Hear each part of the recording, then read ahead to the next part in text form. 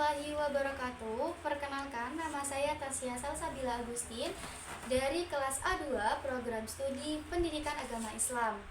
NIM 24101010050. Di sini saya akan mempresentasikan atau memaparkan materi dari mata kuliah Pendidikan Kewarganegaraan dari bab 1, 2, 3, dan 4. Nah, pembahasan pertama atau bab pertama yakni mengenai pengertian nasionalisme dan identitas nasional serta implementasi konsep keduanya dalam berbagai perspektif. Nasionalisme dan identitas nasional merupakan sebuah konsep penting untuk menjaga sebuah persatuan bangsa dan membentuk rasa keberagaman dan kesatuan. Nah, nasionalisme adalah sebuah ideologi yang menekankan cinta dan kesetiaan terhadap negaranya sendiri. Adapun beberapa sejarah perkembangan yang ada di dalam nasionalisme, yakni yang pertama, adanya organisasi Budi Utomo pada tahun 1908 yang didirikan oleh Dr. Sutomo dan mahasiswa Stovia. Organisasi ini berfokus pada perbaikan pendidikan dan memulai sebuah gerakan kemerdekaan. Nah, selain adanya organisasi Budi Utomo, juga ada beberapa organisasi lainnya, yakni munculnya organisasi Sarekat Islam, Perhimpunan Indonesia, dan Partai Nasional Indonesia atau yang disingkat dengan PNI. Nah, selanjutnya adalah Proklamasi 17 Agustus 1945. Nasionalisme berkembang pada proklamasi. Nah, puncak perjuangan nasionalisme Indonesia ditandai dengan adanya kemerdekaan. Yang terakhir yakni lahirnya Pancasila. Pancasila menjadi dasar sebagai pemersatu dan menguatkan nasionalisme bangsa. Selanjutnya ada beberapa faktor-faktor yang mempengaruhi nasionalisme. Yang pertama, adanya pengalaman bersama seperti perjuangan kemerdekaan untuk memperkuat nasionalisme. Yang kedua adalah kesamaan budaya dan bahasa yang menciptakan rasa persatuan. Yang ketiga, agama yang sama bisa memperkuat nasionalisme, meskipun kadang menjadi sumber perpecahan. Nah, selanjutnya ada pengertian identitas nasional. Nah, pengertian identitas nasional merupakan suatu ciri yang dimiliki oleh suatu bangsa yang secara filosofis membedakan bangsa tersebut dengan bangsa yang lain. Jadi, identitas nasional ini membedakan antara negara yang satu dengan negara yang lain. Adapun elemen-elemen identitas nasional, yang pertama yaitu bahasa nasional atau bahasa persatuan, yakni bahasa Indonesia. Yang kedua, bendera negara, yakni bendera merah putih. Yang ketiga yaitu adalah lagu kebangsaan kita, yaitu Indonesia Raya. Selanjutnya adapun pembagian identitas nasional dibagi menjadi tiga, yakni yang pertama identitas fundamental, yang kedua identitas instrumental, dan yang ketiga adalah identitas alamiah.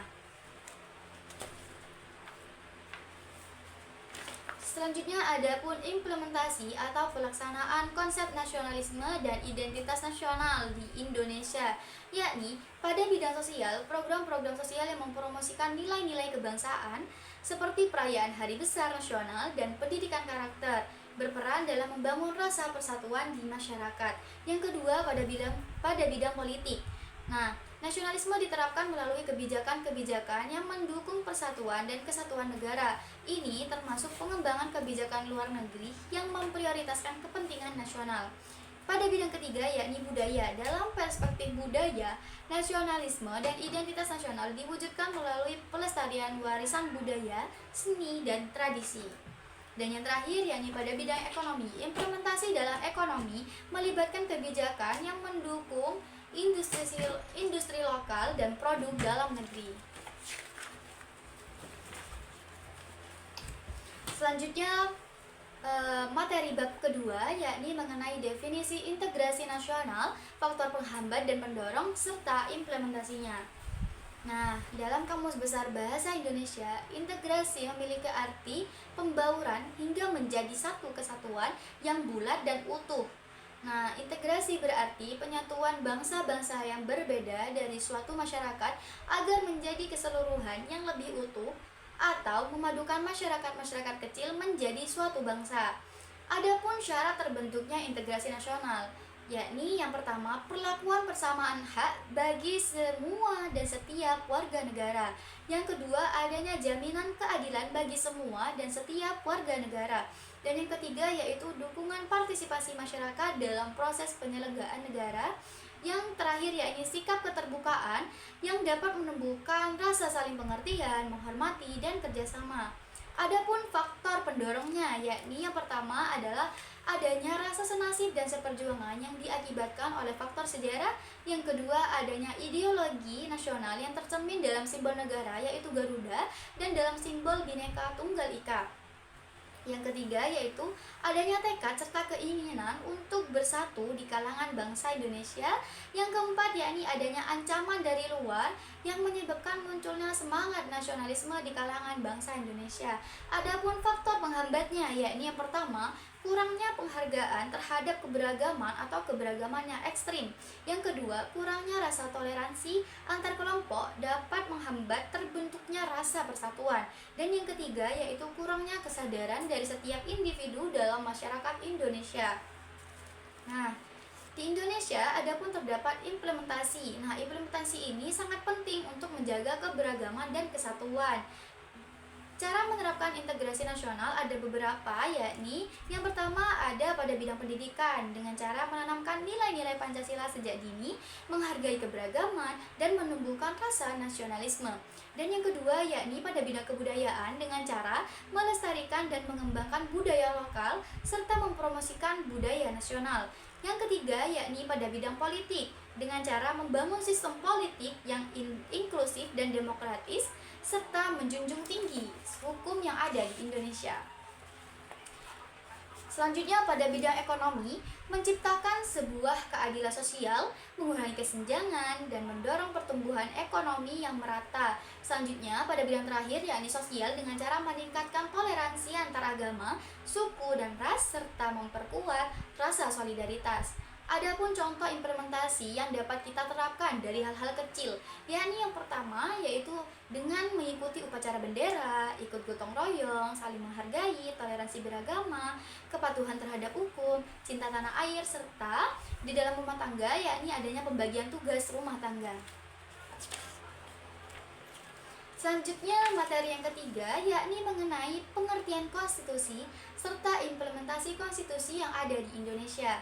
Nah, adapun latar belakang terjadinya konstitusi di Indonesia. Yang pertama, konstitusi menjadi manifestasi dari perjuangan bangsa Indonesia untuk meraih kemerdekaan. Isi Undang-Undang 1945 mencerminkan sebuah cita-cita dan aspirasi para pendiri bangsa. Yang kedua, keinginan untuk membentuk sebuah negara yang berdaulat, merdeka, dan menjunjung tinggi keadilan sosial. Yang ketiga yaitu kebutuhan untuk melakukan perubahan dan penyempurnaan terhadap Undang-Undang 1945. Selanjutnya adalah pengertian konstitusi. Adapun pengertian konstitusi, menurut Karl H. Friedrich, merupakan suatu kumpulan kegiatan yang diselenggarakan oleh serta atas nama rakyat, tetapi yang dikenakan pembatasan yang diharapkan akan menjamin bahwa kekuasaan yang diperlukan untuk tidak disalahgunakan oleh mereka yang mendapat tugas untuk pemerintah. Jadi, di sini terdapat pembatasan terhadap pemerintah agar pemerintah itu tidak sewenang-wenangnya untuk melakukan kegiatan kepemerintahan. Terus yang kedua yakni ada jenis-jenis konstitusi. Yang pertama ada Konstitusi RIS atau Republik Indonesia Serikat yang berlaku pada tanggal 27 Desember 1949. Konstitusi ini ditetapkan setelah pengakuan kedaulatan oleh Belanda dalam Konferensi Meja Bundar atau yang biasa disebut dengan KMB. Konstitusi ini mengatur sistem pemerintahan federasi di bawah Republik Indonesia Serikat yang merupakan gabungan dari beberapa negara bagian dan Republik Indonesia. Selanjutnya ada Konstitusi Undang-Undang Dasar Sementara yang berlaku pada tanggal 17 Agustus 1950 sampai 5 Juli 1959. Nah, konstitusi ini ditetapkan setelah pembubaran Republik Indonesia Sementara. Nah, berlakunya konstitusi ini setelah bubarnya Republik Indonesia Sementara. Undang-Undang Dasar Sementara ini mengatur sistem pemerintahan Republik Indonesia yang bersifat kesatuan dan sistem parlementer. Yang ketiga yakni adanya Undang-Undang Dasar 1945 berlaku pada tanggal 18 Agustus 1945 hingga saat ini.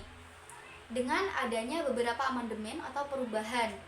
UUD 1945 adalah konstitusi yang pertama kali diterapkan pada proklamasi kemerdekaan Indonesia. UUD ini mengalami amandemen dalam periode 1999 sampai 2002 yang mengubah dan memperbarui beberapa pasal untuk menyesuaikan dengan perkembangan zaman dan kebutuhan demokrasi.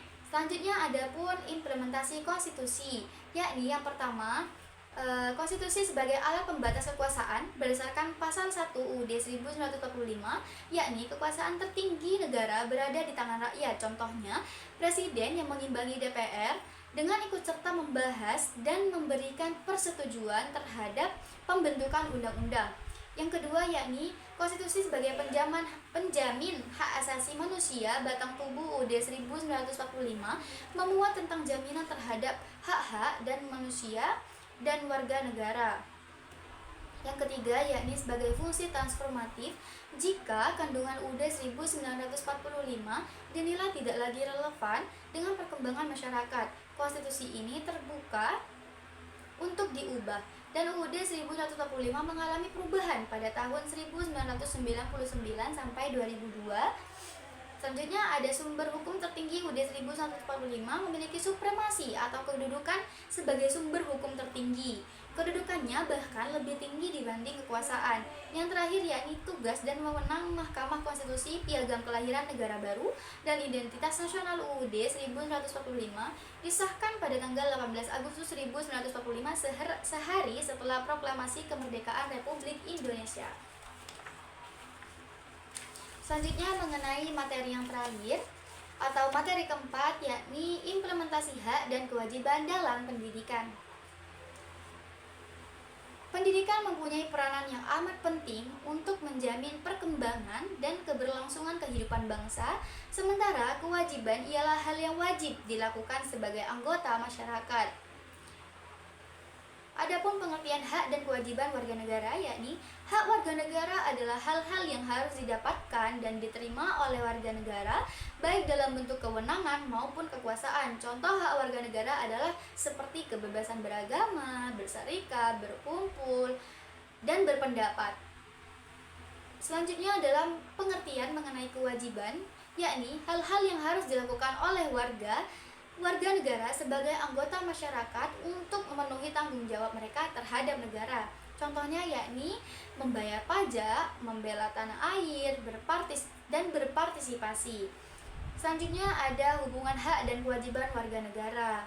Hak dan kewajiban warga negara memiliki hubungan yang saling berkaitan, timbal balik, dan tidak dapat dipisahkan. Yang kedua, hak dan kewajiban warga negara merupakan wujud dari hubungan warga negara dengan negara itu sendiri. Dan yang ketiga, yakni hak dan kewajiban warga negara bersifat timbal balik, yang artinya warga negara memiliki hak dan kewajiban terhadap negara, begitu dengan negara memiliki hak dan kewajiban terhadap warganya. Setelah itu ada implementasi hak dan kewajiban negara serta warga negara dalam sistem pendidikan, yakni hak warga negara dalam pendidikan yang pertama adalah mendapatkan pendidikan inklusif atau akses setara bagi semuanya, termasuk penyandang disabilitas dengan dukungan kebijakan aksesibilitas. Yang kedua yakni mendapatkan pendidikan sepanjang hayat, kesempatan belajar bagi semua usia, mencakup pendidikan informal, vokasional, dan pelatihan khusus. Yang ketiga yakni pendidikan berbasis teknologi, yakni mendapatkan akses pendidikan yang didukung oleh teknologi termasuk pembelajaran daring dan perluasan internet di daerah terpencil. Yang keempat yakni adanya pendidikan gratis hingga SMA atau SMK. Kebijakan pendidikan gratis hingga tingkat menengah untuk mengurangi angka putus sekolah. Jadi langkah ini untuk mencegah banyaknya para pemuda yang putus sekolah. Terus yang terakhir yakni pendidikan berwawasan kebudayaan. Pendidikan yang menghargai kebudayaan lokal dan membangun identitas nasional. Selanjutnya mengenai kewajiban warga negara dalam pendidikan. Yang pertama yakni partisipasi aktif dalam kegiatan sekolah. Contohnya adalah keterlibatan orang tua dan masyarakat dalam kegiatan sekolah dan ekstrakurikuler. Yang kedua yaitu meningkatkan kesadaran pentingnya pendidikan dengan cara mendorong kesadaran pendidikan terutama di daerah terpencil. Yang ketiga yaitu dukungan terhadap pembiayaan pendidikan dengan adanya bantuan finansial sukarela untuk mendukung pendidikan lokal.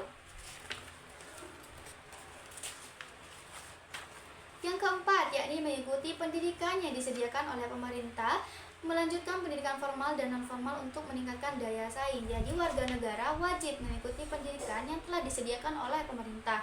Yang terakhir yakni menjaga lingkungan pendidikan yang aman, yakni berperan dalam menciptakan lingkungan belajar yang aman dan kondusif. Adapun kolaborasi antara pemerintah dan masyarakat, yakni yang pertama beasiswa dan pendidikan gratis di swasta, yang kedua pendidikan kewirausahaan di sekolah, dan yang ketiga yakni pemanfaatan teknologi dalam pembelajaran melalui kerjasama dengan perusahaan teknologi. Baik, sekian dari pemaparan materi bab 1, 2, 3, dan 4 dari saya. Mohon maaf apabila banyak salah kata atau salah ucap. Wassalamualaikum warahmatullahi wabarakatuh.